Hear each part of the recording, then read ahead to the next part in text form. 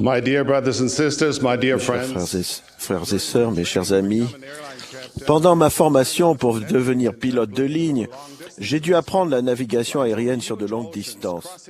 Les vols au-dessus d'immenses océans, le survol de vastes déserts et les liaisons entre les continents demandent une planification soigneuse pour un atterrissage sûr à la bonne destination. Certains de ces vols sans escale peuvent durer jusqu'à 14 heures et couvrir près de 16 000 kilomètres. Il existe un point de décision important au cours de si longs vols. Il est communément appelé le point de non-retour. Jusqu'à ce point, l'avion a suffisamment de carburant pour faire demi-tour et rentrer en toute sécurité à son aéroport de départ. Au-delà de ce point de non-retour, le pilote n'a plus le choix et doit continuer sa route. C'est pourquoi ce point est souvent appelé le point de non-retour.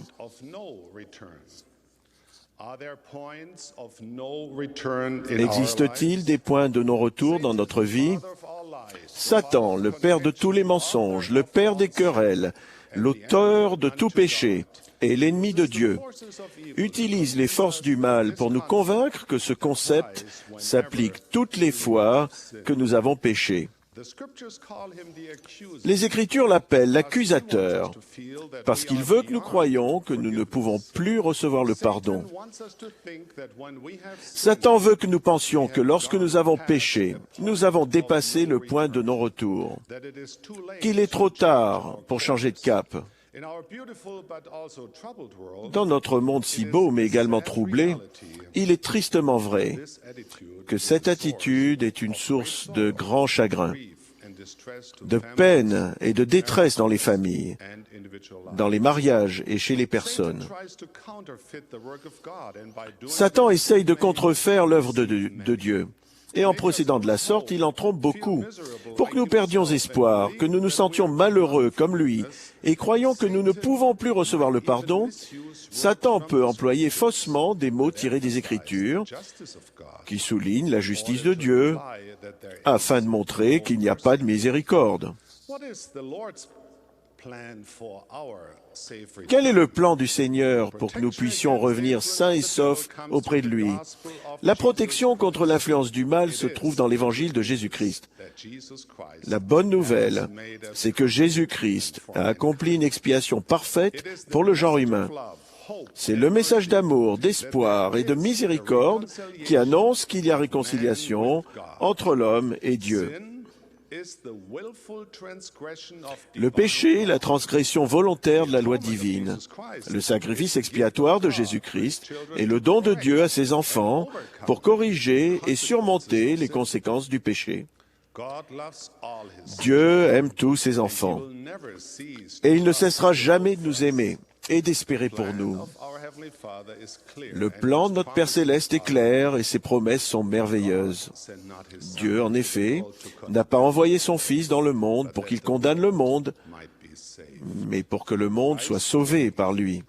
Le Christ est venu pour nous sauver.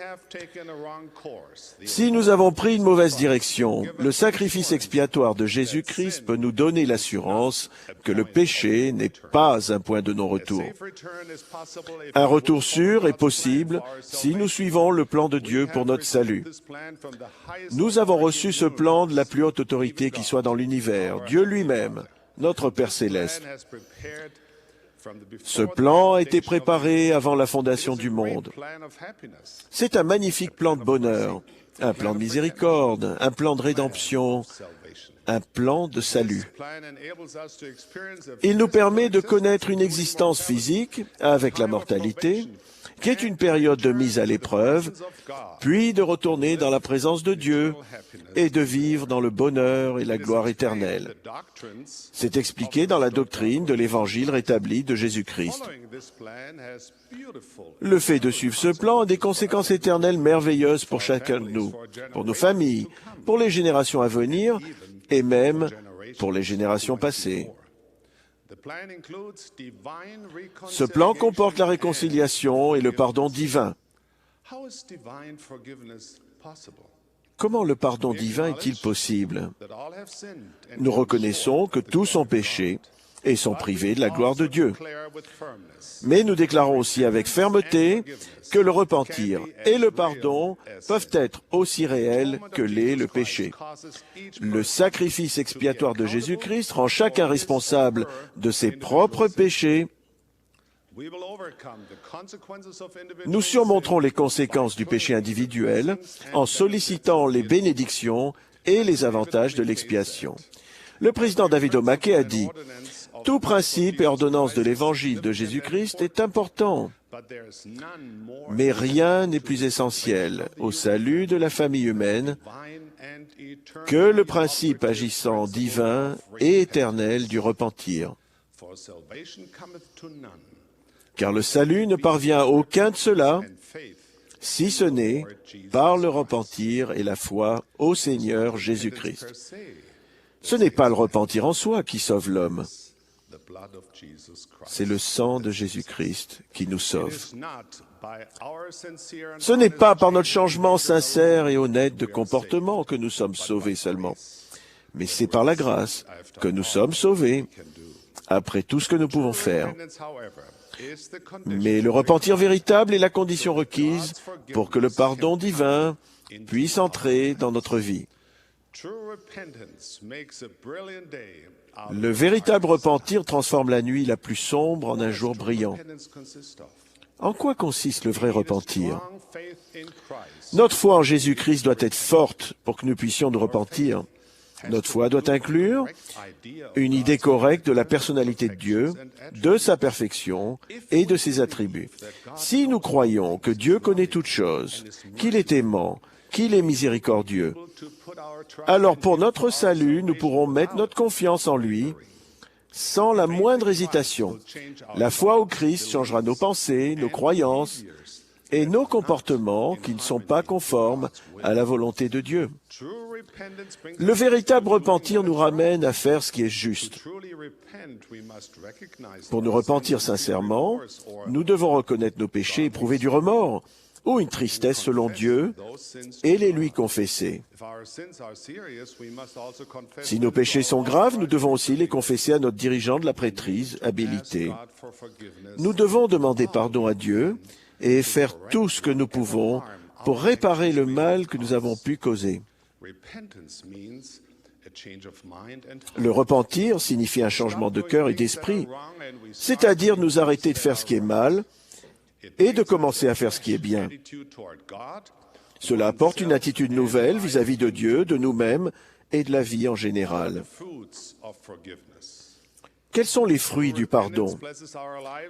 Le vrai repentir est une bénédiction dans notre vie grâce aux effets de l'expiation. Nous ressentons le pardon de Dieu et sa paix, et notre culpabilité, notre tristesse disparaissent. Nous jouissons de l'influence du Saint-Esprit en plus grande abondance, et nous sommes mieux préparés pour vivre avec notre Père Céleste. Le président Kimball a enseigné l'essence du miracle du pardon est qu'il apporte la paix à l'âme précédemment anxieuse, agitée, frustrée, peut-être tourmentée. Dieu essuiera les larmes d'angoisse, de remords, de peur et de culpabilité. Jésus a promis, « Je vous laisse la paix, je vous donne ma paix, que votre cœur ne se trouble point et ne s'alarme point. » Alma, le prophète, qui a été ramené du péché au bonheur par le pardon divin, a déclaré « La méchanceté n'a jamais été le bonheur. » Il avait connu l'amertume du péché, mais il a aussi parlé avec l'enthousiasme du bonheur qui suit le véritable repentir et le pardon. Oui, je te le dis, qu'il ne peut rien y avoir d'aussi raffiné ni d'aussi doux que ma joie. Il conclut par ce conseil puissant et sage adressé à tous ceux qui recherchent le pardon. Et maintenant, je désire que tu ne laisses plus ces choses-là te troubler et que tu ne te laisses troubler que par tes péchés, de ce trouble qui t'abaissera au repentir. Comment pouvons-nous savoir que Dieu nous a pardonnés? Le président Harold Bailey a dit, « Quand vous avez fait tout ce qui était en votre pouvoir pour surmonter vos erreurs et êtes intimement déterminé à ne jamais les recommencer, alors la paix de la conscience peut vous être accordée, ce qui vous permet de savoir que vos péchés vous ont été pardonnés. » Une fois que nous nous serons repentis, le Christ enlèvera le fardeau de la culpabilité pour nos péchés. Nous pouvons savoir par nous-mêmes que nous avons reçu le pardon et avons été rendus purs. Le Saint-Esprit nous en assurera. Il est le sanctificateur. Aucun autre témoignage du pardon ne peut être plus grand. Le Seigneur a dit, « Celui qui se repent et obéit aux commandements du Seigneur sera pardonné. » Il a dit aussi, « Venez à moi, vous tous qui êtes fatigués et chargés, et je vous donnerai du repos. Sois fidèle et diligent, et je t'entourerai des bras de mon amour. » Et il a déclaré, « Voici, celui qui s'est repenti de ses péchés est pardonné, et moi, le Seigneur, je ne m'en souviens plus. » Satan essayera de nous faire croire que nos péchés ne sont pas pardonnés, parce que nous pouvons nous en souvenir. Satan est un menteur. Il essaye de troubler notre vision et de nous écarter du chemin du repentir et du pardon. Dieu n'a pas promis que nous ne nous souviendrons plus de nos péchés. Le fait de nous en souvenir nous aidera à éviter de commettre les mêmes fautes. Mais si nous restons fidèles, le souvenir de nos péchés s'adoucira avec le temps. Cela fera partie du processus nécessaire à la guérison et la sanctification. Alma a rendu témoignage qu'après avoir imploré la miséricorde de Jésus, il pouvait toujours se souvenir de ses péchés, mais que cela ne le rendait plus malheureux et ne le torturait plus, parce qu'il savait qu'il avait reçu le pardon. Il est de notre responsabilité d'éviter tout ce qui pourrait ramener le souvenir des péchés passés. Lorsque nous continuons d'avoir le cœur brisé et l'esprit contrit, nous avons confiance que Dieu ne se souviendra plus de nos péchés. Comment le fait d'accorder le pardon peut-il nous aider à recevoir le pardon? Jésus a enseigné une vérité éternelle quand il a appris à dire « Pardonne-nous nos offenses, comme nous aussi nous pardonnons à ceux qui nous ont offensés. » Et qu'il a ajouté « Si vous vous pardonnez aux hommes leurs offenses, votre Père céleste vous pardonnera. Mais si vous ne pardonnez pas, votre Père ne vous pardonnera pas non plus vos offenses. » Ainsi donc, accorder le pardon est une condition préalable pour le recevoir. Pour notre bien, nous devons avoir le courage moral de pardonner et de demander pardon. Jamais l'âme n'est plus noble et plus courageuse que lorsque nous pardonnons. Cela inclut de se pardonner à soi-même. Nous avons tous l'obligation énoncée par Dieu d'offrir le pardon et la miséricorde et de nous pardonner mutuellement. Il y a dans nos familles, dans nos mariages, dans nos paroisses et dans nos pieux, dans nos collectivités et dans nos pays, il y a un très grand besoin de cette vertu chrétienne.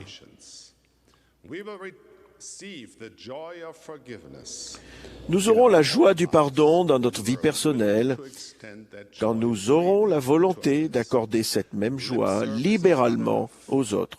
Pardonner du bout des lèvres ne suffit pas. Nous avons besoin de purger notre cœur et notre esprit des sentiments et des pensées amères et de laisser la lumière et l'amour du Christ y pénétrer. Alors, l'Esprit du Seigneur remplira notre âme de cette joie qui accompagne la paix divine de la conscience. Mes chers frères et sœurs, mes chers jeunes amis,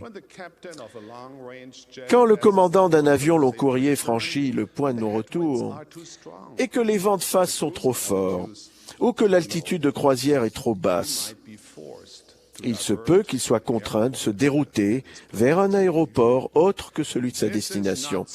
Il n'en est pas ainsi dans notre voyage à travers la vie. qui nous ramène à notre foyer céleste. Où que vous en soyez de votre voyage de la vie, quelles que soient les épreuves que vous rencontrez, il y a toujours possibilité de rentrer sain et sauf. Il y a toujours de l'espoir. C'est vous qui commandez votre vie et Dieu a préparé un plan pour vous ramener sain et sauf à lui, à votre destination divine.